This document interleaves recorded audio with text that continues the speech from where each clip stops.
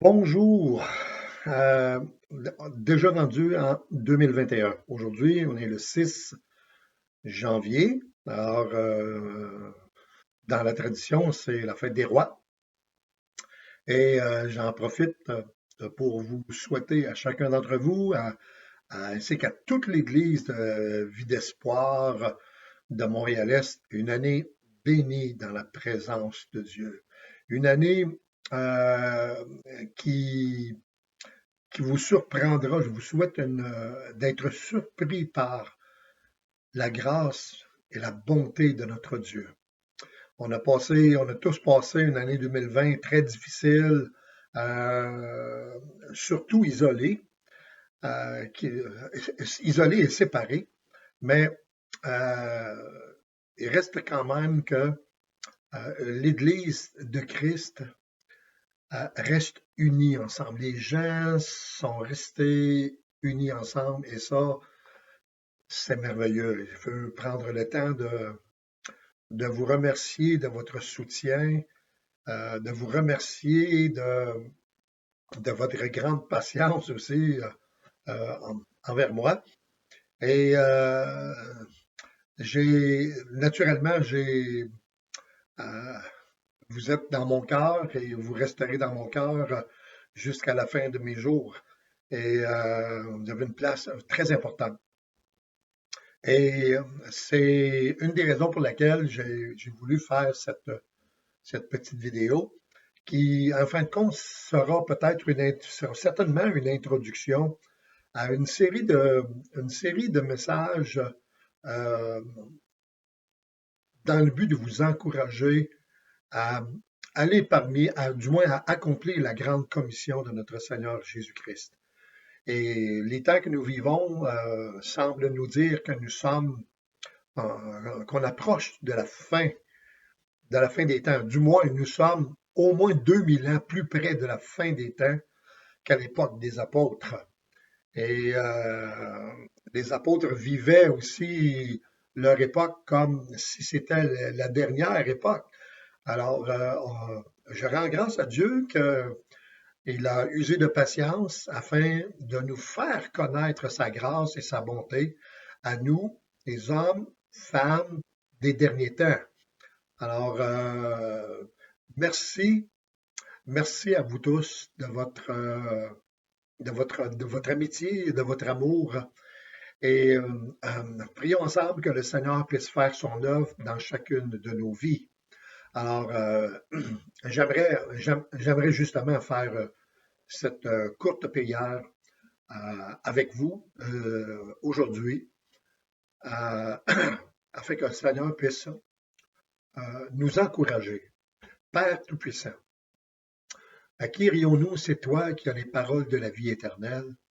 Et sans toi, Seigneur, la vie n'a aucun sens. Et surtout, Seigneur, la vie dans laquelle on est aujourd'hui, dans l'isolement, dans le confinement, c'est une vie qui semble ne plus avoir de sens. Mais notre Dieu, dans ces, dans ces temps d'isolement, qu'on puisse trouver ta grâce et qu'on puisse trouver notre place dans le corps de Christ. Alors, je prie, Père, que tu puisses nous encourager et surtout, Seigneur, nous pousser, Seigneur, comme tu as poussé, Seigneur, ton Église du premier siècle à aller parmi toutes les nations et de prêcher la bonne nouvelle de Jésus-Christ, notre Seigneur. Et je prie, Seigneur, que des opportunités puissent s'ouvrir, se présenter à chacun d'entre nous, Seigneur, à chacun de ceux et celles, Seigneur, qui seront à l'écoute, Seigneur, de cette série d'enseignements et que ton nom soit honoré et glorifié. J'ai besoin de ta présence, j'ai besoin de ton esprit et chacun d'entre nous, on a besoin de cela, Seigneur, pour appliquer, Seigneur, ta parole dans nos vies afin que ton nom soit honoré et glorifié. Et je demande ces choses, Seigneur, dans le nom précieux de Jésus. Amen. Amen et Amen. Eh bien, gloire à Dieu. Frères et sœurs, aujourd'hui, j'aimerais commencer avec un texte de la parole de Dieu que nous trouvons dans le livre des Actes au chapitre 20. Actes des apôtres, chapitre 20. Euh, Je ne lirai pas énormément de textes, mais je vais lire le verset 24 dans la version de la parole vivante qui dit ceci. Excusez. Mais peu importe. La vie n'est pas pour moi un bien si précieux. Ça, c'est Paul qui parle. Alléluia. Il dit, la vie n'est pas pour moi un bien si précieux. S'il faut la sacrifier, j'y suis prêt. Pourvu que j'atteigne le but de ma course et que j'accomplisse entièrement la mission que le Seigneur Jésus m'a confiée, c'est-à-dire que je proclame partout la bonne nouvelle de Dieu faisant grâce aux hommes. Et ça, c'est un verset que j'apprécie énormément, que j'aime. Vous voyez, l'apôtre Paul ne voit pas sa vie comme quelque chose de si précieux. Et peut-être que ce temps de pandémie nous a fait réfléchir à savoir si notre vie personnelle en tant que telle est un bien si précieux. Et Paul lui dit, s'il faut la sacrifier, eh bien, moi, j'y suis prêt. Alors, frères et sœurs, moi, je trouve que c'est encourageant parce que ce que Paul veut et ce que nous devrions vouloir aussi, c'est d'atteindre le but de notre course, d'atteindre le but d'accomplir entièrement la mission que le Seigneur Jésus-Christ nous a confiée à chacun d'entre nous. Alors, cette mission, ce n'était pas simplement pour les apôtres ou les temps ou pour l'Église du premier siècle, mais c'est encore pour chacun d'entre nous accomplir la mission que le Seigneur nous a confiée, c'est-à-dire de proclamer partout la bonne nouvelle de Dieu faisant grâce aux hommes.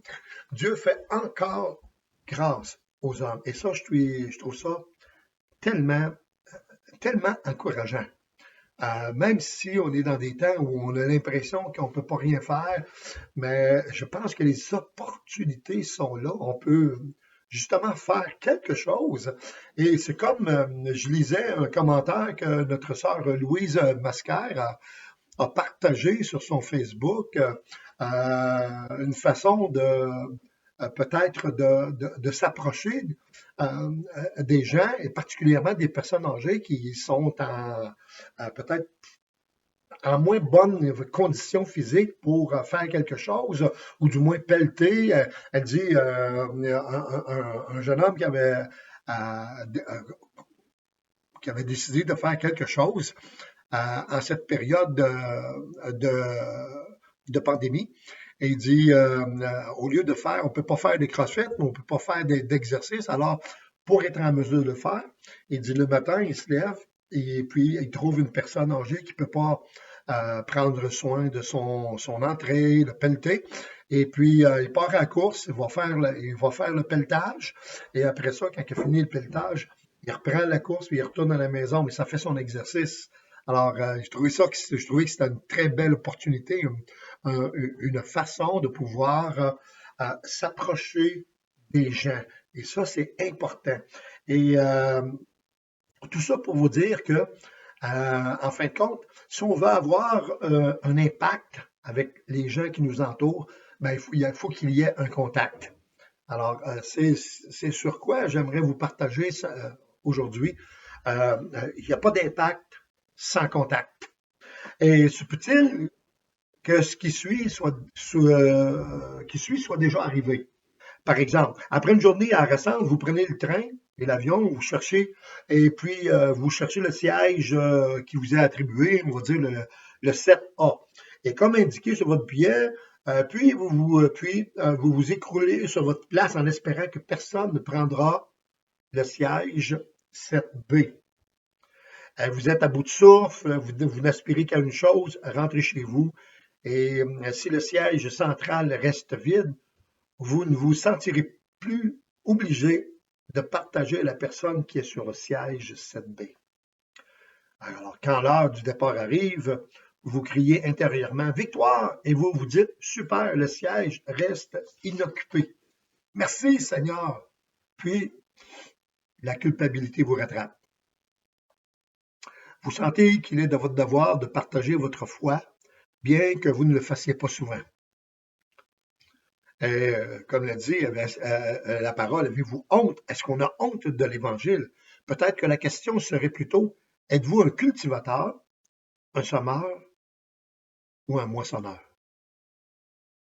Et la plupart de l'enseignement qui est donné dans nos églises en vue de l'évangélisation concerne des étrangers avec lesquels nous n'avons aucune relation. Et dans ces cours de témoignage, on met l'accent sur les mots qu'il faut connaître pour pouvoir parler de l'Évangile. L'évangélisation tend alors à devenir une activité à laquelle on se livre tel ou tel jour de la semaine plutôt qu'une façon de vivre. La véritable évangélisation, c'est aussi une façon de vivre, c'est un style de vie. Et la quasi-totalité de ceux qui reçoivent Christ dans leur vie parviennent à cette décision suite à diverses influences. C'est le corps de Christ qui amène les hommes et les femmes au pied de la croix. Le moissonneur a la joie de récolter le fruit, qui dans certains cas a été cultivé et arrosé pendant des années par ceux qui ont fait le travail le plus ardu. Par exemple, une grand-mère qui a prié tous les jours pour le salut de ses enfants, ou un professeur qui se préoccupe du sort de ses élèves, ou un voisin de chambre qui conduisait un groupe d'études bibliques, des parents qui aimaient Dieu, un prédicateur qui prêchait fidèlement la parole de Dieu, une bonne église, un conseiller spirituel avisé lors d'un camp de jeunesse, etc. Tous ces gens sont des cultivateurs et des semeurs. Et Dieu les utilise pour retourner la terre, enlever les pierres, arracher les mauvaises herbes, chasser les oiseaux et planter la bonne semence. Cultiver le terrain fait appel au cœur par une relation suivie. Ça, c'est un travail souvent long et fastidieux. J'ai rencontré, ou du moins quelqu'un a mentionné qu'il a déjà rencontré un homme venant de l'Inde qui servait le Seigneur auprès des étudiants. Il était particulièrement efficace pour communiquer l'Évangile aux musulmans et aux hindous. Et il lui a demandé quelle était sa stratégie. Et sa réponse a été celle-ci. Nous nous contentons de les présenter à Jésus. Je lui ai alors demandé comment il s'y prenait. Eh bien, chaque dimanche, nous en invitons de 40 à 50 à manger. Nous leur manifestons beaucoup d'amour jusqu'à ce qu'ils nous demandent quand ils apprennent, jusqu'à ce qu'ils nous demandent. Et quand ils apprennent que Jésus est la raison de cet amour, ils y sont réceptifs. Et ce groupe travaillant avec cet homme sont des cultivateurs. Ils se rendent serviteurs de tous pour en gagner un plus grand nombre. Alors ça, c'est merveilleux, frères et sœurs. On peut faire ces choses-là. Alors, quel impact avez-vous sur ceux que vous ne connaissez pas? C'est un véritable défi que de jouer la musique de l'Évangile à l'occupant du siège B. 7B. Il ou elle ne connaît rien de vous et ne sait pas si vous êtes digne de confiance. Cette personne peut soupçonner que vous faites partie d'une entreprise commerciale déguisée. Elle ne sait rien de votre famille, de votre passé, ni de votre réputation. Et pourtant, des gens se tournent vers Christ par cette approche familière à l'évangélisation. Ceux qui ont ici la joie de voir des perdus trouver le Seigneur sont résolument des moissonneurs. Et il est probable qu'environ 10% des chrétiens d'une Église ont reçu ce don particulier. Amen. Les moissonneurs doivent réaliser que ces étrangers auxquels ils s'adressent ont probablement eu plusieurs contacts avec l'Évangile dans leur vie. Savoir percevoir le degré de réceptivité de l'incroyant fait partie du grand défi du moissonneur. Et moi, je suis convaincu que plusieurs d'entre nous qui sommes réunis par l'entremise de la technologie sont dotés de ce don d'être des moissonneurs, de véritables gagneurs d'âme. Et c'est important, c'est la mission capitale de l'Église actuelle. Je rends grâce à Dieu pour nos pasteurs, pasteur Jean, pasteur Charlie, notre sœur Nicole qui nous enseigne et qui nous donne de la bonne nourriture à chaque semaine. C'est merveilleux, c'est glorieux. Mais frères et sœurs, on est comme, je dirais, on est comme gâtés et on se doit, à cause de la grandeur, de la bonté, de la miséricorde, je dirais de la faveur que Dieu nous accorde, nous devrions tourner nos yeux vers les gens qui nous entourent pour leur rapporter la bonne nouvelle de Jésus-Christ, notre Seigneur. Alors, nous avons tous une personne près de nous qu'on peut appeler notre prochain. On a tous quelqu'un qui est pas trop loin, qui est accessible, qu'on peut appeler notre prochain. Et la Bible nous donne l'ordre d'aimer notre prochain. Et l'aimer signifie être pour lui un bon prochain, un bon voisin. Puis vous savez, voisin vient d'un mot qui signifie être proche ou rapproché. Un prochain ou un voisin, c'est donc quelqu'un qui se rapproche. Et notre responsabilité envers notre prochain consiste donc à chercher à développer un lien social solide qui finira à l'amener à ouvrir son cœur. Amen. Amen. Gloire au Seigneur. Puis, si vous lisez le livre des Actes des Apôtres, avant d'avoir un impact, il y a eu contact. Partout dans les Écritures, partout dans le livre des Actes des Apôtres, vous voyez qu'il y a eu un contact et le contact a amené un impact aux gens qui écoutaient et entendaient la bonne nouvelle de Jésus-Christ. Alors, personne ne recevra Christ par votre témoignage sans d'abord vous recevoir vous. Amen.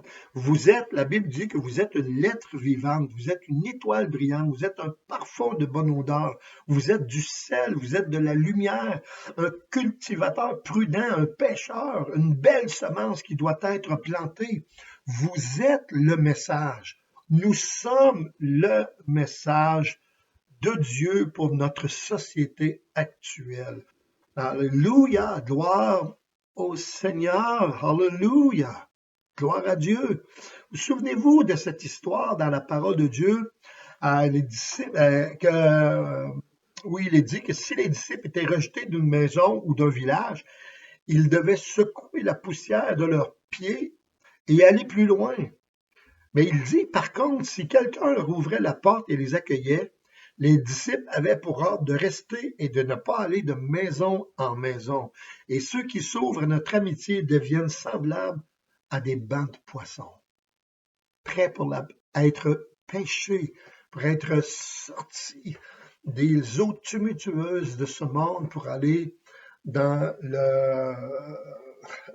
le royaume du Fils bien-aimé de Dieu. Alléluia. Alléluia. Alors, que pouvons-nous faire pour aimer notre prochain? Cultiver, semer, servir. Nous lui jouons la musique de l'Évangile. Alors, jouez la musique de l'Évangile. Attendons-nous ensuite à Dieu afin qu'il amène notre prochain, qu'il nous amène notre prochain ou notre voisin à chercher l'explication qui sous-entend et motive notre espérance. Ce dont ce monde a le plus grand besoin, c'est bien de découvrir cette espérance vivante qu'est notre espérance. Alléluia! On a une espérance vivante, frères et sœurs. Et le monde a besoin d'entendre cette espérance. Alors, dans ces temps d'isolement, dans ces temps d'isolation, dans ces temps de confinement, eh bien, je pense qu'il est possible, moi je crois qu'il est possible d'aimer notre voisin comme jamais auparavant, d'avoir de l'opportunité de pouvoir se rapprocher de notre voisin. Je vais me référer encore à lorsque j'étais à Bel-Air, mon voisin que j'ai appelé Jonathan Voisin, euh, tout simplement parce on a décidé de s'approcher d'eux en leur demandant si jamais vous avez besoin de quoi que ce soit, on est là, on est prêt à vous aider, on est prêt à sacrifier des choses pour vous aider. Alors, ne vous gênez pas et faites appel. Et vous savez, le lien s'est développé. Et dernièrement, j'ai reçu un mot d'eux me disant qu'ils s'ennuyaient déjà de nous. Ils avaient bien hâte d'avoir le privilège de nous revoir et nous souhaitant une bonne année. Et ils disaient simplement qu'ils priaient pour nous. Moi, j'ai trouvé ça encourageant qu'ils nous disent qu'ils vont prier pour nous. Amen. Alléluia. Alléluia. Voyez-vous, le contact qu'on a eu avec eux a eu un impact. Alors, j'ai été comme, je suis pas celui qui a récolté, mais j'ai semé. On est des cultivateurs pour Dieu. On sème ou on arrose. Et vous savez quoi? Eh bien, je suis convaincu qu'il y a des gens là-bas, dans la région de Belleuil, qui vont moissonner, qui vont faire partie de la moisson. Et on a tous ce privilège et cette opportunité. Alors, dans les prochaines semaines, écoutez, j'ai envie, j'ai j'ai à cœur de pouvoir vous partager une série d'enseignements justement sur euh, le fait qu'on peut devenir de véritables gagneurs d'âme. Et ma prière pour vous, c'est que vous puissiez relever le défi que je veux lancer à travers cet enseignement, c'est que chacun d'entre vous, vous puissiez, dans le courant de la prochaine année, vous avez un chrétien, vous, pendant un an, vous puissiez amener une personne à la connaissance de Jésus-Christ. Et vous savez quoi? Si chacun d'entre nous, on obtient cet objectif, eh bien, le groupe vient de doubler. Et on peut faire ça tous les ans, puis le groupe va doubler à tous les ans. Parce que ça fait partie de notre mission ensemble d'aller vers les nations, de prier et d'annoncer la bonne nouvelle de Jésus-Christ. On a assez des mauvaises nouvelles. Le gouvernement ne trouve pas de moyens, il n'arrive pas à bout de ce virus. Mais vous savez, il y a certainement une raison. Et peut-être que nous, en tant qu'Église, on peut faire toute la différence avec ces gens qui souffrent, ces gens qui sont malheureux. C'est le taux de suicide qui grimpe à un rythme incroyable. La dépression, je dirais c'est fou. Mais frères et sœurs, on peut faire la différence. Alors, avec la permission et la bénédiction, Pasteur Jean, je vais entreprendre une série de messages pour vous encourager. Et puis, je prie que vous puissiez trouver la grâce. La grâce est un don de Dieu. Et que vous puissiez trouver cette grâce-là pour aller avoir une touche, avoir un impact envers un de vos voisins. Et que Dieu puisse vous bénir. Et je prie que le Seigneur nous garde et on se dit à la prochaine. Mes frères et sœurs, soyez bénis. Amen.